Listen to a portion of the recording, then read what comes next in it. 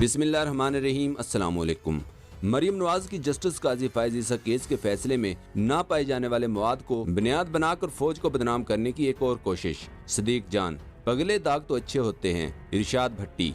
नवाज शरीफ के Twitter account से एक ट्वीट किया गया कि सुप्रीम कोर्ट ने फैजाबाद धरने के फैसले में वजारत दफा को 2019 में हुक्म दिया कि धरना करने वालों के खिलाफ तादीबी कार्रवाई की जाए, मगर कार्रवाई तो क्या, काजी फायज ईसा ही के खिलाफ इंतकामी कार्रवाई शुरू कर दी गई। आज के फैसले के बाद क्या कौम इसके जुम्मेदारों को माफ कर देगी? जिसका जवाब देते हुए इरशाद भट्टी ने कहा, मेरे महबूब इमाम, क्या आज के फैसले के बाद नहीं कहना कि जजेस बुग़्ज़ व अनाद से भरे हुए हैं? क्या आज नहीं कहना कि फैसले कहीं और हो रहे हैं? क्या आज नहीं कहना कि हम नहीं मानते जुल्म के ये ज़ाब्ते, या कि आज यकीन हो गया कि हमारी अदलिया आजाद है? वैसे बताता जाऊं, चीफ जस्टिस गुलजार साहब वही जज हैं जिन्होंने पहले फैसले में ही आपको नाअहल कर दिया था। जस्टिस काजी फायज ईसा फैसले पर मरियम नवाज ने ट्वीट किया और सिर्फ ये लिखा, तमाचा। जिसका जवाब देते हुए इरशाद भट्टी ने कहा, वाह जी वाह, यही सुप्रीम कोर्ट, यही आप। एक फैसला आया था और आप बोली थी, कभी ससिली माफिया कहते हो तो कभी गॉडफादर, मदई हुक्मरान नहीं मुनसब बनो। वाह जी वाह, यही सुप्रीम कोर्ट थी और यही आप थी। जब आपकी जालसाजी पकड़ी गई तो जस्टिस शेख अजमत सईद बोले, आज तो दिल ही तोड़ दिया। और हाँ, वो पिंडी जलसे वाला तराजू कहाँ है? अल्लाह करे मैं गलत निकलूं, मगर जो जुबान नवाज शरीफ की है,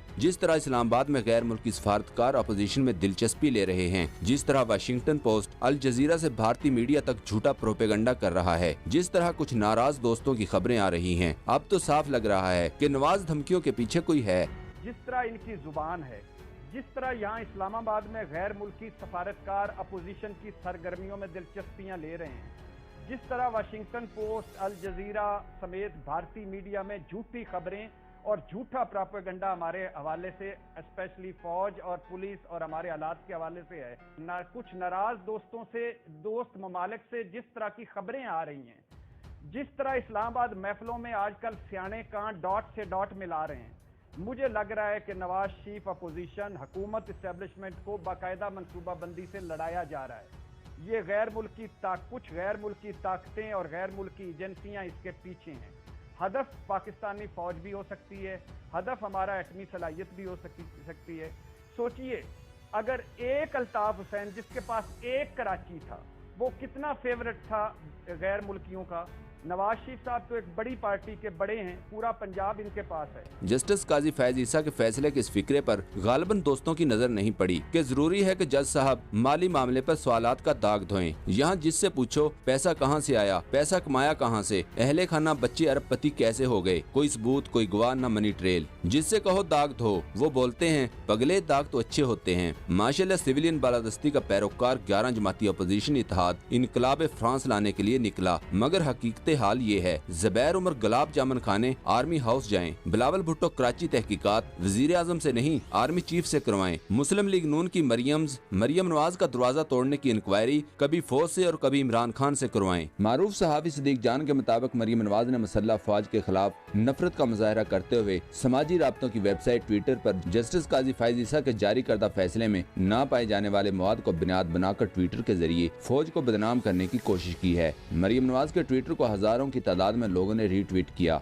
जिससे साफ जाहिर होता है कि इनको फॉलो करने वाले और पढ़ने वाले कितने अकल से पैदल हैं। सदीक जान ने कहा कि मरियम नवाज को जस्टिस काजी फायज ईसा का फैसला उर्दू में आने तक इंतजार करना चाहिए था, ताकि पिछले फैसलों की तरह इन्हें इस फैसले की भी समझ आ जाती। अब ये बात वाज़ह होती चली जा रही है कि मरियम नवाज और इनके वालिद नवाज शरीफ का वाहिद मकसद लोगों को फौज के खिलाफ करना है, लोगों में फौज के खिलाफ नफरत पैदा करते हुए फौज की मुखालफत में खड़ा करना है, जिसके लिए उन्होंने हमेशा की तरह इस बार भी झूठ का सहारा लिया है। उन्होंने कहा कि मरियम नवाज ने अपनी जारी ट्वीट में खुफिया अदारे यानी ISI को निशाना बनाया है और ये तासर देने की कोशिश की है कि सुप्रीम कोर्ट का फैसला मुल्क की खुफिया एजेंसी ISI के खिलाफ आया है। उन्होंने कहा कि मरियम नवाज की जानब से लगाया गया इल्जाम सुप्रीम कोर्ट के फैसले का हिस्सा नहीं है, जिस पर मरियम सफदर अमान साहबा को अपना ट्वीट डिलीट कर देना चाहिए था, जो कि उन्होंने अभी तक नहीं किया और न ही उन्होंने माफी मांगी है। सदीक जान ने बताया कि नून लीगी कभी कहते हैं कि हमारी लड़ाई इमरान खान से नहीं बल्कि इसको लाने वाले अदारों के साथ है, और कभी कहते हैं कि हमारी लड़ाई इन अदारों के साथ नहीं है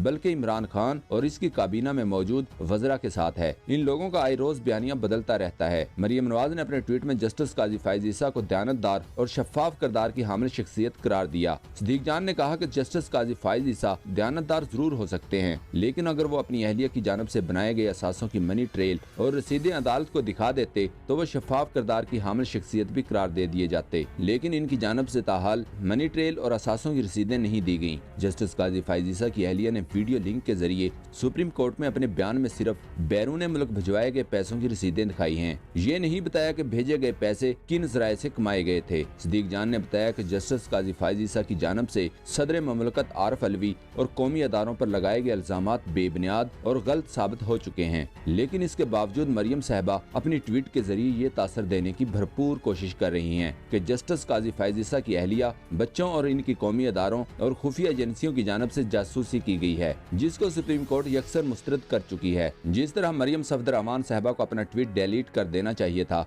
जो कि उन्होंने अभी तक नहीं किया। सहाफी सिद्दीक जान का कहना था कि मरियम नवाज और इनके वालिद नवाज शरीफ का इस वक्त बयान ये फौज मुखालफ बयानिया है, जिसमें आगे से आगे बढ़ते चले जा रहे हैं। ताहम अब तो मरियम नवाज सुप्रीम कोर्ट के फैसले का गलत हवाला देकर फौज के खिलाफ झूठा प्रोपेगेंडा करने की कोशिश कर रही हैं। इसके अलावा इस वक्त इनका और कोई एजेंडा नहीं है।